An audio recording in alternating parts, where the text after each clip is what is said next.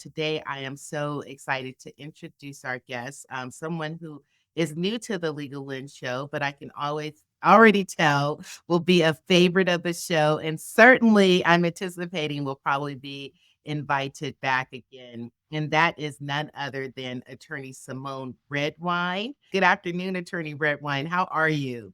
I'm doing well. Thank you so much for having me.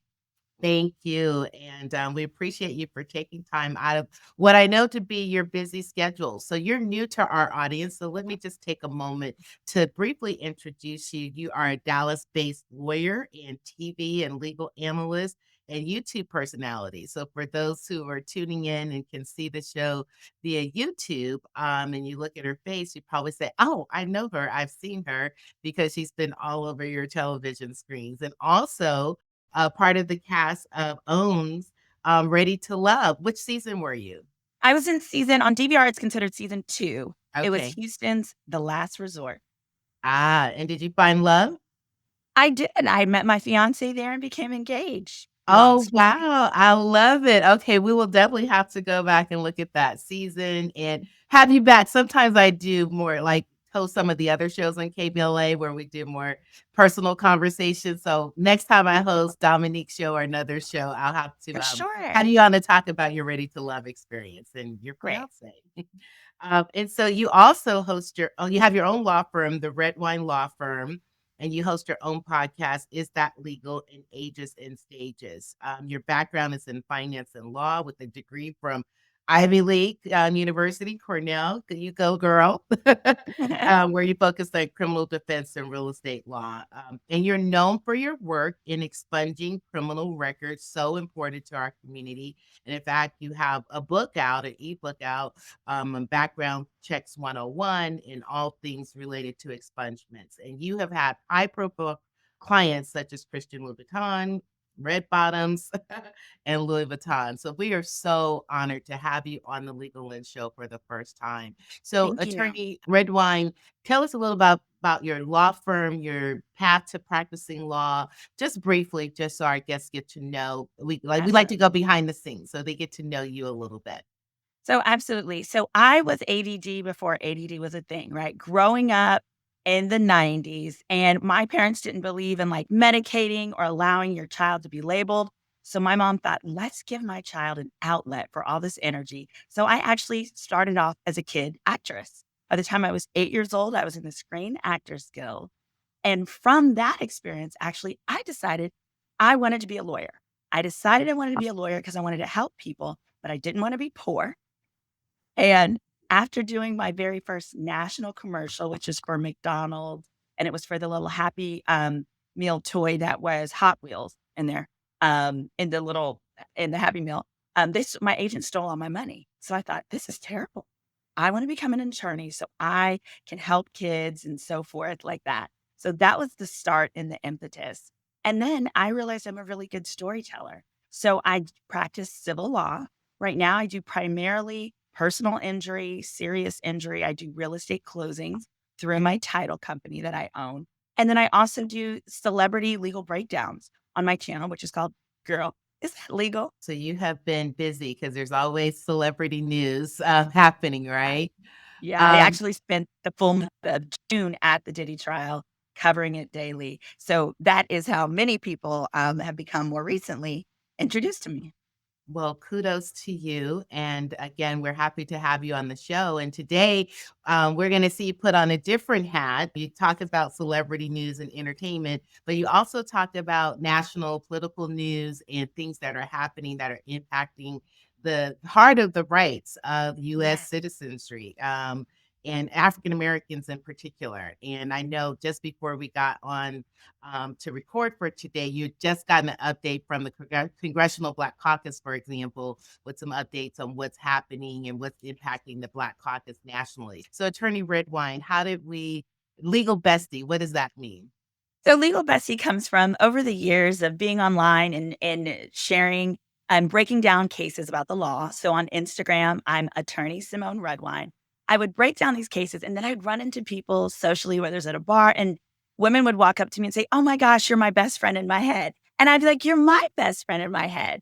And so previously, I've also been a professor, and I've always said, if you can break down, when I break down these cases or legal issues, I try to break it down like I'm talking to my homegirls drunk at brunch. Okay. I'm not drunk, they are. Okay. If they are tipsy at brunch and they can still understand the breakdown, that means I've done a good job. So from that, I got the term legal bestie. Right. So you make it very user friendly and for everyday Yes. people to understand the law. Yeah, and it came from in law school at Cornell. Well, as I was studying for the bar and also just studying for my classes, I started to develop hood hypotheticals. So your professor would say, if you can create a hypothetical to help illustrate a topic, you've got it. So I'd make these hood hypotheticals, like if it was a contracts concept, me borrowing my homegirl's dress and then and staining it, and instead of giving her money, I give her a Gucci purse, whatever it is. Those are how I was able to pass the bar the first time for each of the 3 states. So those hood hypotheticals helped me become your legal bestie. I love it. I love it. So you definitely stood out at Cornell. Oh, for sure. I may or may not have been nominated as class clown. May or may not. May or may not. Well, very good. Well, let's jump into some of the headlines for today. So, top of the headlines as we are recording this show is the what's been coined as illegal redistricting in the state of Texas, your home state. Are you from Yeah. Texas? I am. I'm from Texas. Yep. I have offices in Houston and Dallas. Today I'm broadcasting from Houston, but yep, from Texas. Legal bestie breakdown, back up. Tell us what is happening. This just sort of came on at the front of the news in the last couple of weeks. All of a sudden, we're focused on redistricting in Texas. How did that come about, and what is it? Girl, this is because our president, the president of the United States, is running scared, honey. He is frightened. He's frightened about being able to maintain the Republican majority, both in the House and the Senate, but particularly the House specifically. So, what he's done, they're trying this out in Texas first, which is why it's so important, whatever state that you're in, to understand the magnitude of this. So, what's going on is he is trying to take away 5 seats. He's trying to flip 5 seats that were strongly Democratic and make them Republican. Well, how is he doing it? By redrawing district lines to make this gobbledygook puzzle that honestly makes no sense. So, for example, and these are all in majority Democratic areas. So it's around Austin, around Dallas, around Houston, etc., and San Antonio as well.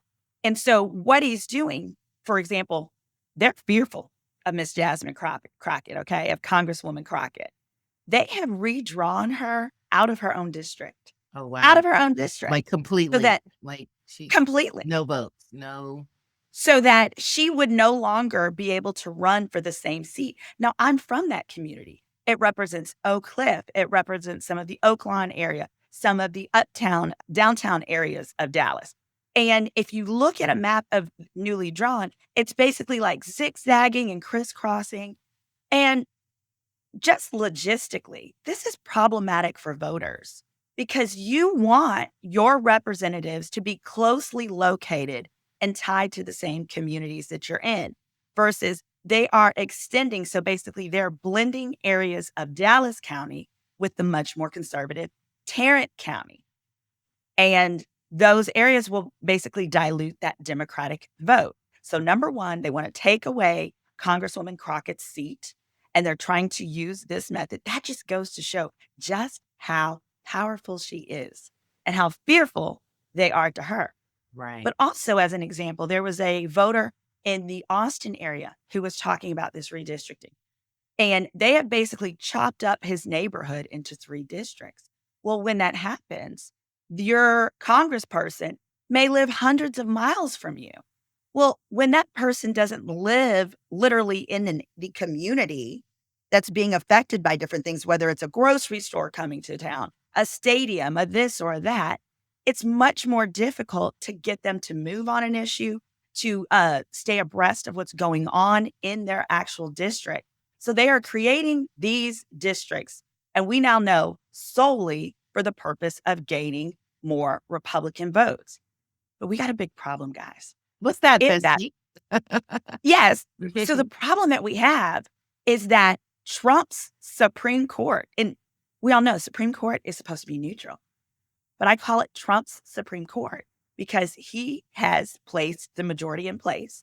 It's a 6-3 right now, majority versus minority. Trump's Supreme Court, in a recent case in 2024, Alexander versus South Carolina NAACP.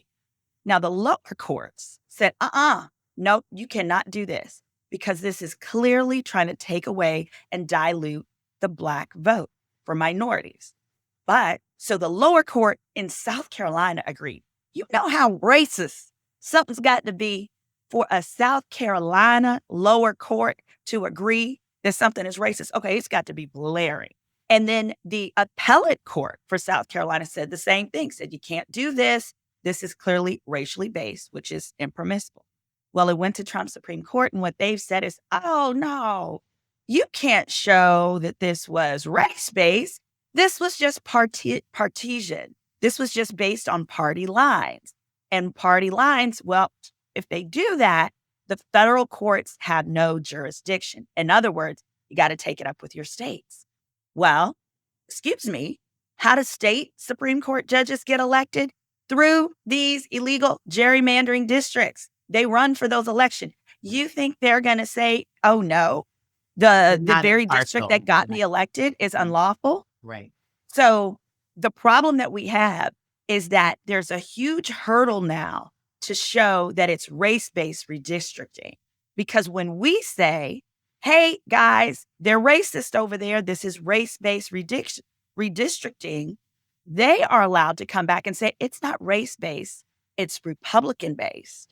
And the majority of Republicans obviously tend to be Caucasian as opposed to Black or other races. Does that, I hope that kind of helps. Yeah, no, for sure. Let me just back up for 1 second. So yeah, when would redistricting normally take place? It's normally every 10 years, right? So usually kind of jumped the gun on redistricting in the state of Texas. Basically, Trump picked up the phone and made a bunch of calls and said, y'all got to do this right now because I am fearful that for the 2022 election, we will not maintain our majority. So they said, okay, we'll do it right now. And just kind of made that decision out the blue. Okay. Yes. And so Congresswoman Crockett is definitely impacted.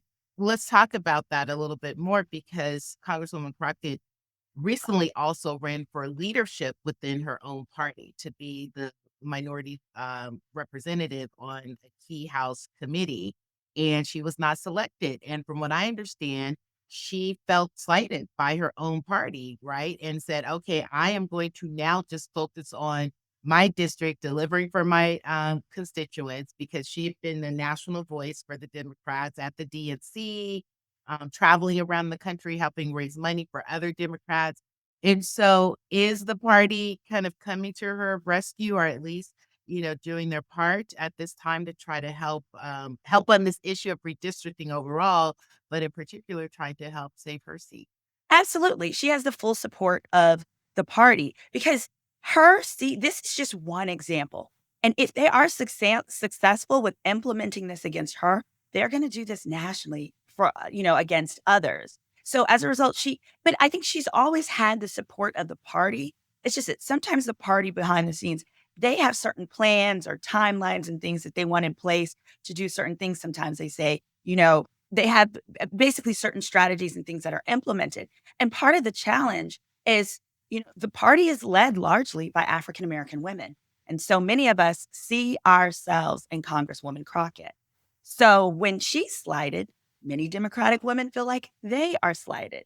But I think this particular issue, right, of redistricting shows that we're all coming together to create a plan, apply the plan, and support her. Because in supporting her, you're supporting the party. Indeed. And off the top of your head, do you know what other Democratic Congress people might be impacted by this redistricting plan? Yes, there are two in the Austin area that could be impacted. I don't have their names in front of me, but basically there's two in the Austin area as well. There's 5 total. I know that there's at least two in the Austin area. I believe one other in Dallas. And then as well, the Houston area will be impacted largely because what they're kind of doing is they're basically just redrawing it so that it subsumes a lot of these rural areas And the challenge with that is the rural areas don't have the same issues as the urban ones. Right. Houston doesn't have the same issue as Baytown or as Montgomery County, which is where Lake Conroe and things like that are. They're all significant issues, but they're distinctly different issues, particularly with the population density and the resources that we need from the federal government. I say we, because as I mentioned, I am based in Houston now, that we need from the federal government to continue to thrive. Right. And what's happening on the ground in places like Houston are African Americans in particular and others. I mean, I would think this is an issue that crosses color lines, so to speak, Oh, or race absolutely. line. Are you all on the ground protesting, going to the state Oh, honey. house? Like what's the energy like in Texas right now? All of the above. Now, Houston, we are particularly fired up because our prior congressman, which was former Houston Mayor Sylvester Turner, he passed away. He passed away months and months ago. But the governor has stated he was not going to allow a special election to replace that seat. So that means those of us in Third Ward of Houston and the inner cities of Houston have had zero representation. It's also worked in the Republicans' favor because that's one less vote that they've got to deal with being against them. So we're going to have when we have the election in November, that is to fill that seat. But I say that to say, in the Houston area, we have been fired up and ready to go. And I particularly want to I want to praise Texas Democrats this past weekend when they had the redistricting hearing. The Democrats did the only thing they could do. They actually fled the state. They fled and went to Illinois. That way, it would be able to prevent quorum, which was able to prevent the passage of these redistricting lines. Now, it's only so many times that that type of strategy could work, but at least we're fighting, right? You Most got to start somewhere, and this is how we're starting. And they're using these tactics. We know that we're going to have to use the court, and we know that we're going to have to use public outcries as well. We need those people to speak to, even if your congressperson is a Republican one, we need you to go to those town halls and speak about how you don't want your rep to be someone from way out yonder. You want your rep to be someone in the community, from the community, that knows what the community needs. Indeed, indeed. And I thank you for bringing that up. I was just going to let our listeners know that as we're recording this, the date is August 4th, 2025. And the Democratic state legislators that you just spoke over, congressional people, went to Chicago for a day or two in order to prohibit this quorum in the Texas state legislature. So, what do you anticipate? Do you have a sense of what the timeline looks like? When is this actually going to be up for a vote? No, I'm not familiar with the timeline Okay. as of yet. I know that they are going to continue to try and do this, and my guess would be that they're gonna lump this with some really significant bill that needs to be passed, that's gonna force the Democrats to be there to create quorum, and or they're gonna then make the Democrats out, if the Democrats are not there, make them out to be the bad guys as though they're the ones blocking, whether it's aid or what have you. In other words, though, they have to get this passed in time for the upcoming election. Part of the challenge is that Trump's Supreme Court, like if they get this passed, Trump's Supreme Court, then we would seek an injunction. An injunction is where we say, hey, court, don't put this into effect just yet. Give us time to appeal. But Trump's Supreme Court has not shown itself to vote favorably towards those types of injunctions. So there is a concern that this would be in play and this redistricting would take place by next year. And most importantly, they need it to take place. They, as in Republicans, want it to take place and in part for next year because it's got to meet the timeline for people to, one, be able to prove that they live in the district, but also state that they're running for reelection. Wow, who would have ever thought we would go back to times like these, right? Certainly, we've heard Yeah. about the work of our ancestors, the civil rights movement, and the types of Yes. strategies that they had to put in place to continue Exactly. to advance justice. So we're back here. Thank you, Attorney Redwine, for the inside baseball analysis and insights on what's happening with the redistricting in Texas, where we have 5 seats at least, Democratic seats that are potentially compromised and, giving us insights as to what's happening on the ground they're in Texas and how residents and constituents in Texas are kind of rising up to fight against this and advocate against this. So let's turn, you commented on something that I thought I took note of, that, Black women in particular, for a long time have been the heart of the Democratic Party. And certainly when Black women are impacted, everyone is impacted, right? There's a Absolutely. saying that says women hold up half the sky, is more than half the sky. And Black women in particular hold up the sky, right? We Yes. the heart of helping, really keep the conscience of this country together. One of the sobering statistics that came out that put the president on edge are the recent job statistics reports.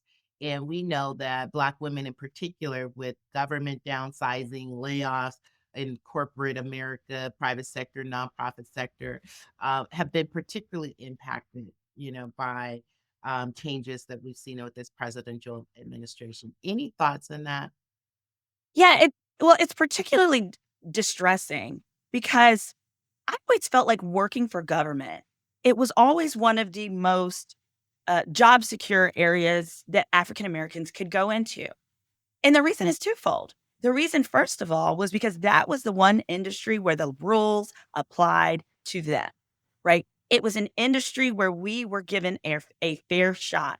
One of Right. my The civil great service uncle, protections, right? And so yes, mhm. yes, because we knew if the law said, you're not to discriminate, then those were the laws that were in place. There were policies, there were procedures, there were things in place that gave us an equal playing field, more so than in corporate America, right? Because in corporate America, sometimes you have to play the game. You may need to play golf with them to be included in a deal and things like that. Whereas working for the government was more so a route where if you follow the rules, you did your job and you did it well, you had job security for years.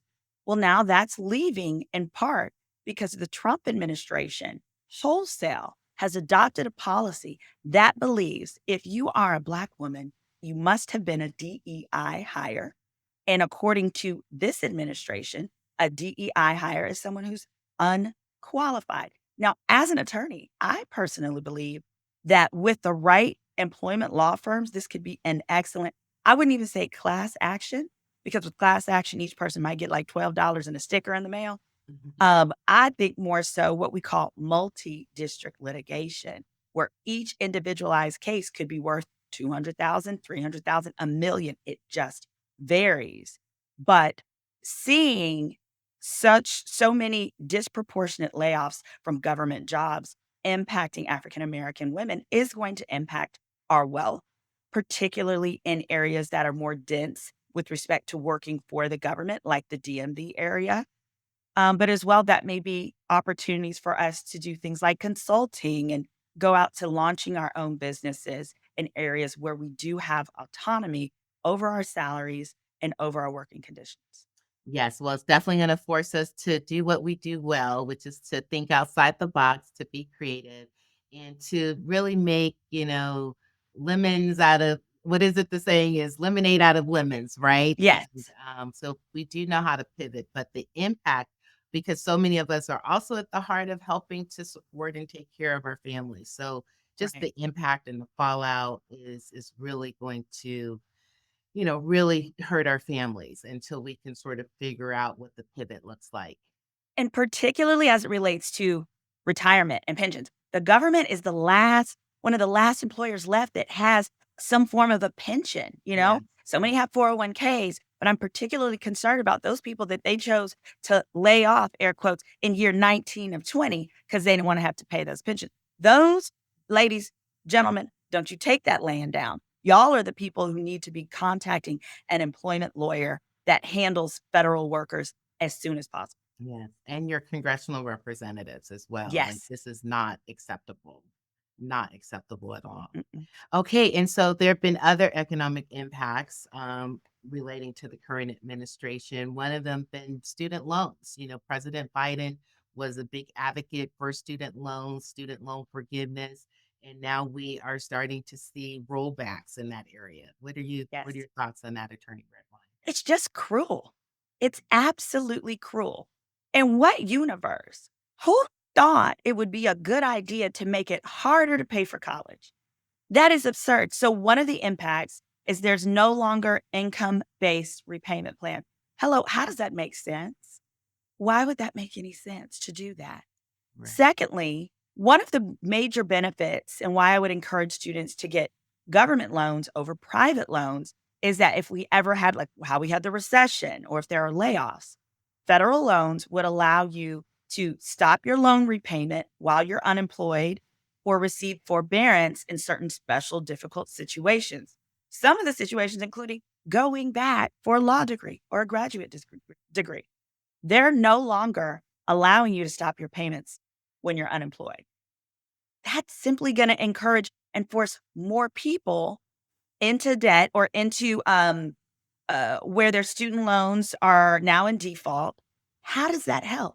That means you now have access to even less credit, less opportunities. Whereas we have other countries out there, such as Australia, where your payment, you pay your loan back based on the percentage of income that you make. In other words, if you're not making nothing, then you don't pay that much back. So I think everyone across the board is something close to 10% or something. Each country is a bit different. But by and large, it's simply going to put more pressure on college students. But I think what happens is what you see with this administration, and this is why I say it's so cruel. He feels he don't care about college students because they don't vote for him. He feels that his base, They're the those who vote for liberals that are him, educated liberals that don't get it, right? Mhm. yes. And he feels like, well, his base, they don't need student loans. They don't need this. Are you kidding me? In the state of Texas, it's actually rich people who would move. Texas has a top 10% rule where if you're in the top 10, you get, if you're in the top 10%, you get in-state tuition to any of the Texas colleges. But more than that, if you're valedictorian of your college, you get free tuition. We were having an issue in Texas where rich people from, for example, Highland Park, which is a very wealthy community in North Dallas, their last 2 years of school would send their child to the underfunded Hispanic high school, which was called Oh, Sunset High wow. School, so that that kid could become the valedictorian of Sunset and go to UT Austin for free, Wow. knocking out that Hispanic student, because this happened, that Hispanic student that had been in that district their entire life and their ability to pay for college was going to be tied to them being valedictorian.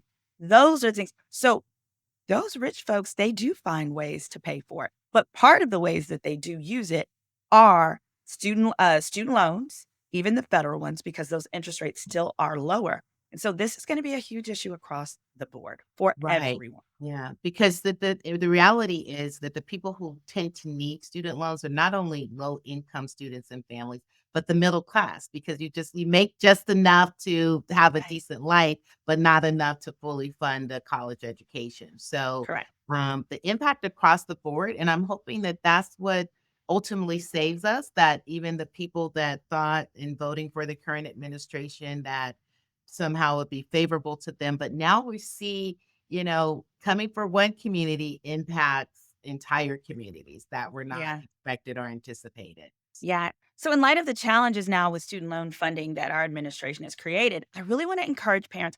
Historically, parents have thought, oh, you got to go to a state school because that's going to be cheaper. Not necessarily. So many Ivy League schools now have rolled out, and top private universities like Duke, Stanford have rolled out these programs where if your family makes under $100,000, you go for free. And that's after taxes.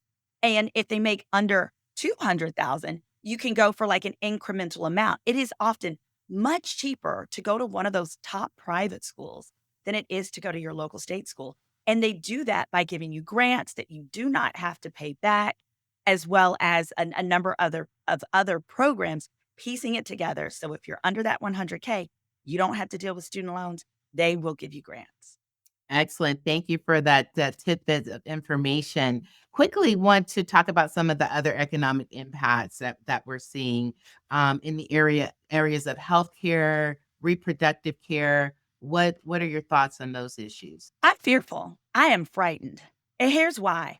We know they already wanted to mess with things such as pre existing conditions, right? And they're going to really try and do this in a really covert way, in a very covert way. Part of the reason I'm very fearful is, for example, prior to Obamacare, which we know is really the Affordable Care Act, here in the state of Texas, there was not one health insurance company that you could get that would cover pregnancy. Because pregnancy, whether you were pregnant or not, was considered a pre-existing condition. The mere ability to get pregnant. So pregnancies were excluded because obviously there's a strong likelihood that a woman who has health insurance of certain ages would then need that to help pay for her child.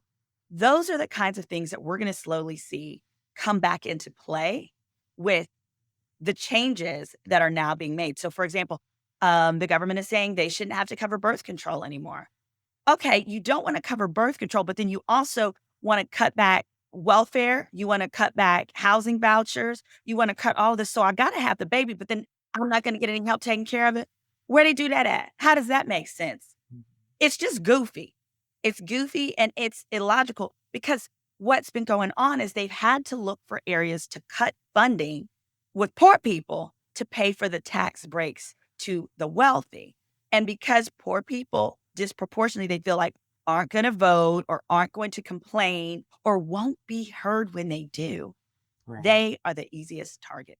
Yeah, like not having the power that even if you do Yes, want to stand up, not having the power to really influence what happens. But correct. you're so right. It's like many of these decisions, it's almost either they're being thought through, and like you said, there's nobody cares, right? Or they're not being fully thought through to figure out, okay, the impact of this change, it has a rippling effect on the overall system and how our system normally works, right? Um, Correct.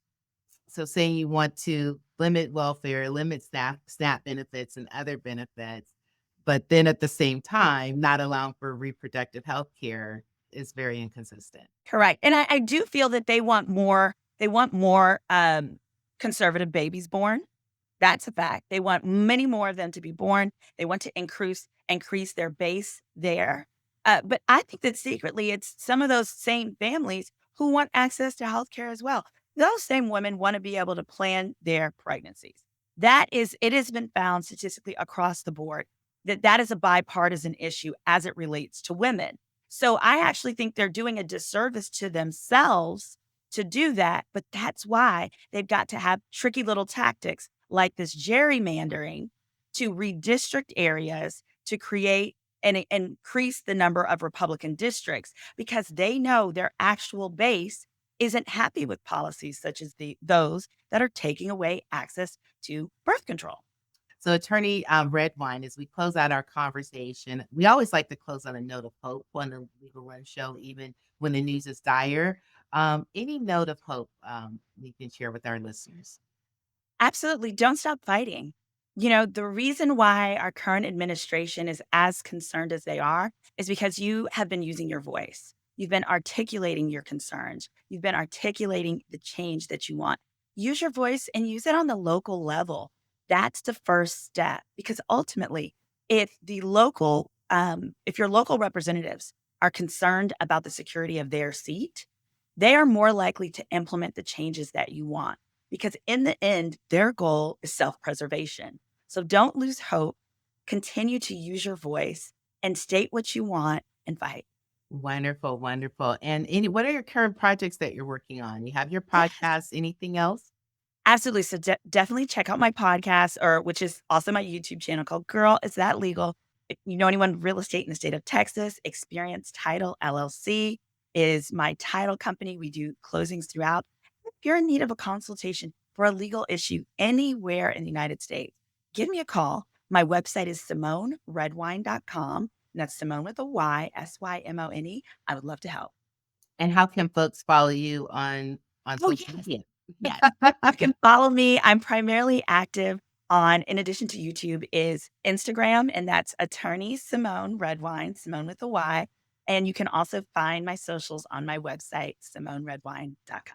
Thank you so much. Keep up the great work, both in terms of your practice and then also in just lending a voice to so many of the issues that matter. We have enjoyed having you and appreciated having you on the Legal Lens Show. And as I said at the top of our conversation, I anticipate that you're someone we would want to have return. So that is an open invitation, and we will be Thank calling you. you. You don't call us first. I would We'll be love to calling come you back. first if you Thank don't you. call.